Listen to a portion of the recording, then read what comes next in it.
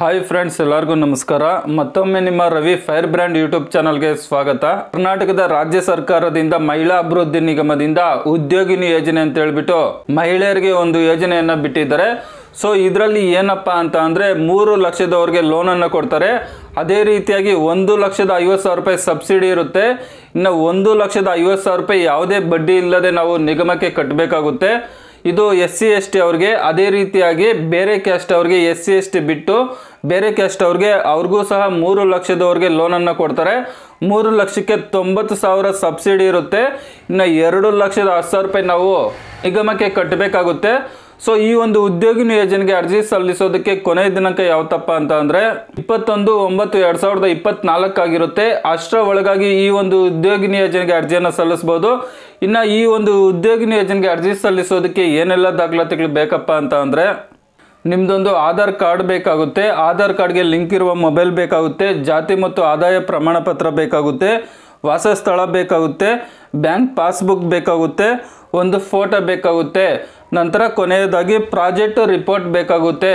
Project report ಅಂತ ಅಂದರೆ ಈಗ ಅವರು ಸರ್ಕಾರದಿಂದ ನಿಮಗೆ 3 ಲಕ್ಷ ರೂಪಾಯಿ ಲೋನನ್ನು ಕೊಡ್ತಾರಲ್ವಾ, ಅದಕ್ಕೆ ಸಂಬಂಧಿಸಿದಂತಹ ಯಾವೊಂದು ಕೆಲಸವನ್ನು ಮಾಡ್ತೀರಾ, ಎಷ್ಟು ಬಂಡವಾಳವನ್ನು ಹೂಡ್ತೀರಾ, ಎಷ್ಟು ಲಾಭ ಬರುತ್ತೆ, ಈ ಎಲ್ಲದ್ರ ಬಗ್ಗೆ ಒಂದು ಸರ್ಕಾರಕ್ಕೆ ರಿಪೋರ್ಟ್ ಬೇಕಾಗುತ್ತೆ. ಈ ಒಂದು ಪ್ರಾಜೆಕ್ಟ್ ರಿಪೋರ್ಟ್ ಬೇಕಾಗುತ್ತೆ.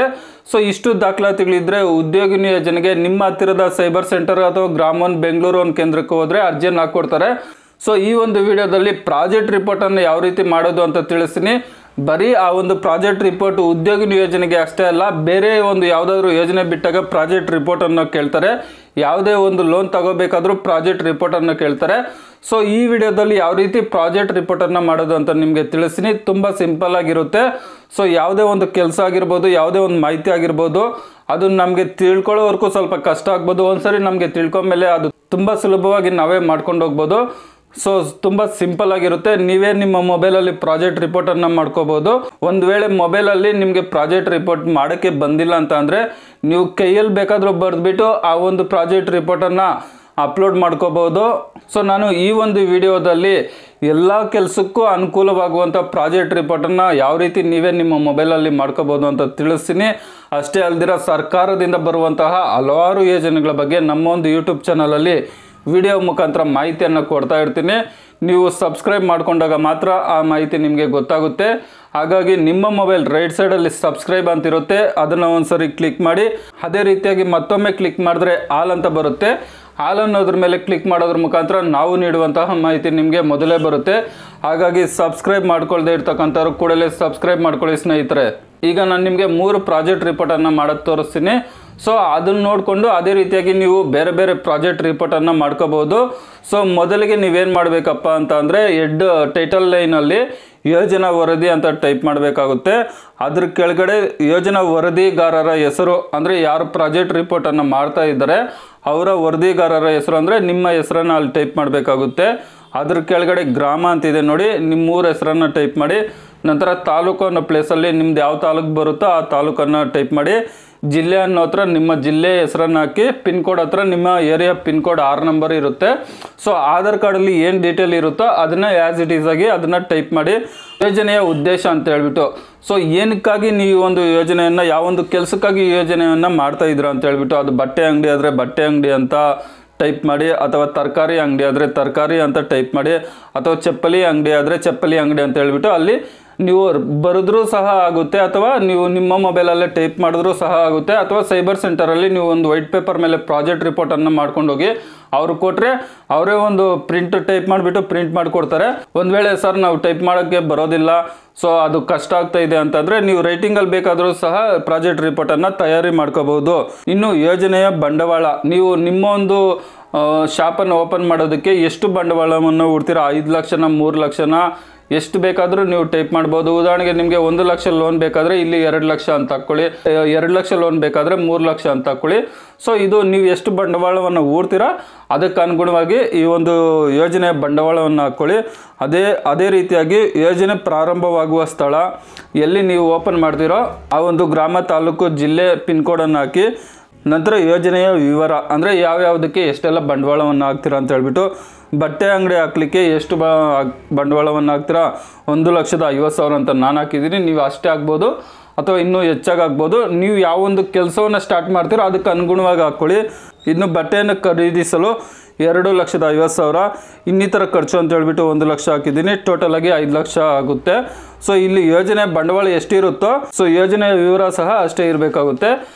ಇನ್ನು ಪ್ರತಿ ತಿಂಗಳು ಖರ್ಚಿನ ವಿವರ ಅಂತ ಹೇಳ್ಬಿಟ್ಟು ನೀವು ಬೇರೆ ಏನಾದರೂ ಸ್ತ್ರೀ ಶಕ್ತಿ ಸಂಘದಲ್ಲಿ ಲೋನ್ ತೊಗೊಂಡಿದ್ರೆ ಅಥವಾ ಬ್ಯಾಂಕಲ್ಲಿ ಲೋನ್ ತೊಗೊಂಡಿದ್ರೆ ಅದು ಹಾಕಿ ಇಷ್ಟು ಅಂತ ಹೇಳ್ಬಿಟ್ಟು, ಅಥವಾ ಅದಿಲ್ಲ ಅಂದರೆ ಆ ಕಾಲಮ್ ಬಿಟ್ಬಿಡಿ. ಮನೆಯ ಖರ್ಚು, ಮನೆಗೆ ನೀವು ಎಷ್ಟು ಖರ್ಚು ಮಾಡ್ತೀರಾ, ಸಾಗಾಣಿಕೆಗೆ ಎಷ್ಟು ಖರ್ಚು ಮಾಡ್ತೀರಾ, ಇನ್ನಿತರ ಖರ್ಚು ಅಂತ ಹೇಳ್ಬಿಟ್ಟು ಸೊ ಇದೇ ರೀತಿ ಆಗಬೇಕಂತೇನು, ನಿಮ್ಮ ಖರ್ಚು ನೀವೇನೇನು ಮಾಡ್ತೀರಾ ಅದನ್ನು ಅಲ್ಲಿ ಹಾಕ್ಕೋಬೋದು. ಇದೇ ರೀತಿ ಆಗಬೇಕಂತೇನಿಲ್ಲ. ನೀವು ಏನೇನು ಖರ್ಚು ಮಾಡ್ತೀರಾ ಅದನ್ನ ಅಲ್ಲಿ ಹಾಕ್ಕೊಳ್ಳಿ. ಸೊ ಇಷ್ಟೇ ದುಡ್ಡು ಆಗಬೇಕು ಅಂತೇನಿಲ್ಲ. ನಿಮ್ಮ ಖರ್ಚಿಗೆ ಅನುಗುಣವಾಗಿ ಎಷ್ಟಾಗ್ಬೋದು ಅಂತ ನಿಮ್ಮ ಒಂದು ಐಡಿಯಾಗೆ ಅನುಗುಣವಾಗಿ ನೀವು ಅದನ್ನು ಹಾಕ್ಕೊಂಡು ಹೋಗ್ಬೋದು. ಒಟ್ಟು ಎಷ್ಟು ಖರ್ಚಾಗುತ್ತೆ? 17,000 ಖರ್ಚಾಗುತ್ತೆ. ನಂತರ ಪ್ರತಿ ತಿಂಗಳು ಆಗುವ ಒಂದು ವ್ಯವಹಾರ 37,000 ರೂಪಾಯಿ ಅಂತ ನಾನು ಹಾಕಿದ್ದೀನಿ. ಯಾಕಂದರೆ ಒಂದು ತಿಂಗಳಲ್ಲಿ 50 ಆಗ್ಬೋದು, ಒಂದು ತಿಂಗಳಲ್ಲಿ 30 ಆಗ್ಬೋದು. ಒಂದು ಅಂದಾಜು ನೀವು ಒಂದು ಊಹೆ ಮಾಡಿ ಅಲ್ಲಿ ಹಾಕಿ. ಅದೇ ರೀತಿಯಾಗಿ ಪ್ರತಿ ತಿಂಗಳು ಬಂದ ಖರ್ಚು 17,000 ರೂಪಾಯಿ. ನಂತರ ಪ್ರತಿ ತಿಂಗಳು ಬಂದ ಲಾಭ 20,000 ರೂಪಾಯಿ.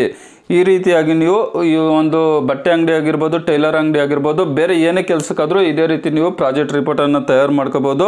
ನಂತರ ಸ್ಥಳ ಬಂದುಬಿಟ್ಟು ನಿಮ್ಮೂರ ಹೆಸರನ್ನು ಹಾಕಿ, ದಿನಾಂಕ ಯಾವತ್ತು ನೀವು ಪ್ರಾಜೆಕ್ಟ್ ರಿಪೋರ್ಟ್ ಪ್ರಿಪೇರ್ ಮಾಡ್ತೀರೋ ಆ ದಿನಾಂಕವನ್ನು ಹಾಕಿ, ಯೋಜನೆದಾರರ ಸಹಿ ಇಷ್ಟು ಹಾಕಿದ್ರೆ ನಿಮ್ಮ ಪ್ರಾಜೆಕ್ಟು ಕಂಪ್ಲೀಟ್ ಆಯಿತು. ಇದನ್ನು ಉದ್ಯೋಗಿನಿ ಯೋಜನೆ ಇದೆ ನೋಡಿ, ಅಲ್ಲಿ ಪ್ರಾಜೆಕ್ಟ್ ರಿಪೋರ್ಟನ್ನು ಕೇಳ್ತಾರೆ, ಅಲ್ಲಿ ನೀವು ಅಪ್ಲೋಡ್ ಮಾಡಬೇಕಾಗುತ್ತೆ. ಸೊ ಈ ಒಂದು ಪ್ರಾಜೆಕ್ಟ್ ರಿಪೋರ್ಟನ್ನು ಮಾಡೋದಕ್ಕೆ ಕೆಲವು ಕಡೆ 200 ರೂಪಾಯಿ ಕೇಳ್ತಾರೆ, 300 ಕೇಳ್ತಾರೆ, 500 ಕೇಳ್ತಾರೆ, ಕೆಲವು ಕಡೆ 1000 ಸಹ ಕೇಳ್ತಾರೆ. ನೀವೇ ನಿಮ್ಮ ಮೊಬೈಲಲ್ಲೇ ಮಾಡ್ಕೋಬೋದು, ತುಂಬ ಸಿಂಪಲ್ ಆಗಿರುತ್ತೆ. ಸೊ ಇನ್ನೂ ಒಂದು ಪ್ರಾಜೆಕ್ಟ್ ರಿಪೋರ್ಟನ್ನು ನಿಮಗೆ ತೋರಿಸ್ತೀನಿ. ಈಗ ನಾನು ತೋರಿಸಿದ್ದು ಕನ್ನಡದಲ್ಲಿತ್ತು, ಈಗ ಇಂಗ್ಲೀಷಲ್ಲಿ ತೋರಿಸ್ತೀನಿ. Project report for provision store ಅಂತ ಹೇಳ್ಬಿಟ್ಟು, ಸೊ ಚಿಲ್ಲರೆ ಅಂಗಡಿಗೆ ಪ್ರಾವಿಷನ್ ಸ್ಟೋರ್ಗೆ. ಸೊ ಇಲ್ಲಿ ನೇಮ್ ಆಫ್ ದ ಯೂನಿಟ್ ಅಂತಿದೆ, ಅಲ್ಲಿ ಪ್ರಾವಿಷನ್ ಸ್ಟೋರ್ ಅಂತ ಹಾಕಿ ಅಡ್ರೆಸ್ ಎಲ್ಲ ಹಾಕಿ, ಅದಾದಮೇಲೆ land and building rent advance ಎಷ್ಟು ಅಡ್ವಾನ್ಸು, ನಂತರ ರೆಂಟ್ ಎಷ್ಟು ಅಂತ ಹೇಳ್ಬಿಟ್ಟು ಅಲ್ಲಿ ಎಂಟ್ರಿ ಮಾಡಿ.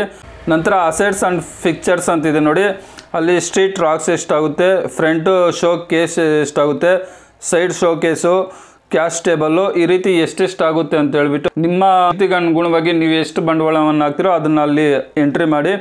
ಮೆಟೀರಿಯಲ್ ರಿಕ್ವೈರ್ಡ್, ಅಲ್ಲಿ ಏನೇನು ಮೆಟೀರಿಯಲ್ ನಿಮ್ಮ ಒಂದು ಶಾಪ್ಗೆ ಏನೇನು ಮೆಟೀರಿಯಲ್ ತರ್ತೀರಾ ಅದನ್ನು ಅಲ್ಲಿ ಎಂಟ್ರಿ ಮಾಡಿ.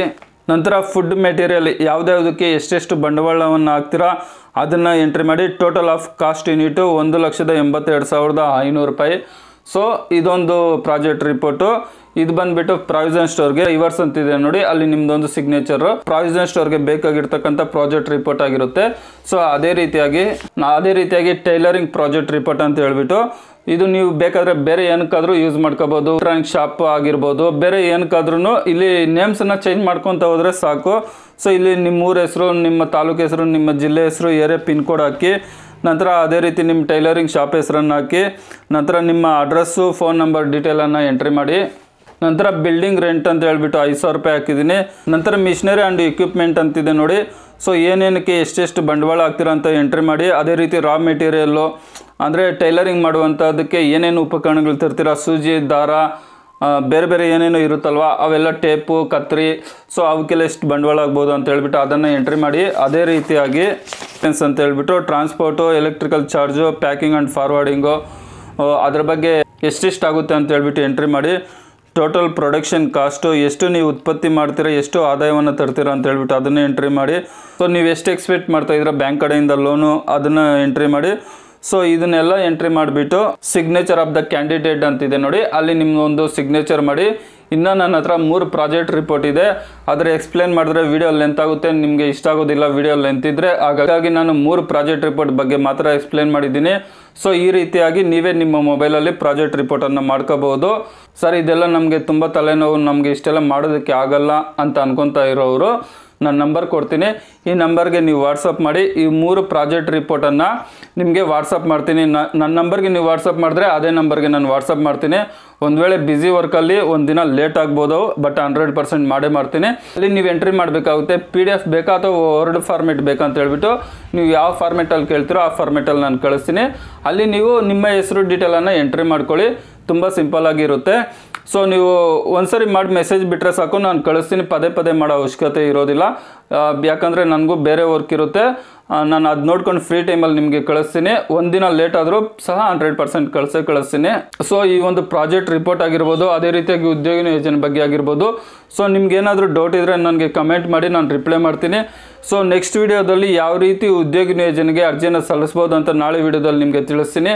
ಸೊ ಹಾಗಾಗಿ ವಿಡಿಯೋವನ್ನು ಕಂಟಿನ್ಯೂ ಆಗಿ ನೋಡ್ತಾ ಇರಿ. ಅದೇ ರೀತಿಯಾಗಿ ನಿಮ್ಮ ಹತ್ರ ರಿಕ್ವೆಸ್ಟ್ ಮಾಡೋದು ಇಷ್ಟೇ, ಸಬ್ಸ್ಕ್ರೈಬ್ ಮಾಡ್ಕೊಳ್ದೆ ನೋಡ್ತಾ ಇರ್ತಕ್ಕಂಥವ್ರು ಪ್ಲೀಸ್ ದಯಮಾಡಿ ಸಬ್ಸ್ಕ್ರೈಬ್ ಮಾಡ್ಕೊಳ್ಳಿ. ವಿಡಿಯೋ ನೋಡಿದ್ದಕ್ಕಾಗಿ ತುಂಬ ಧನ್ಯವಾದಗಳು. ಬಾಯ್, ಟೇಕ್ ಕೇರ್ ಫ್ರೆಂಡ್ಸ್.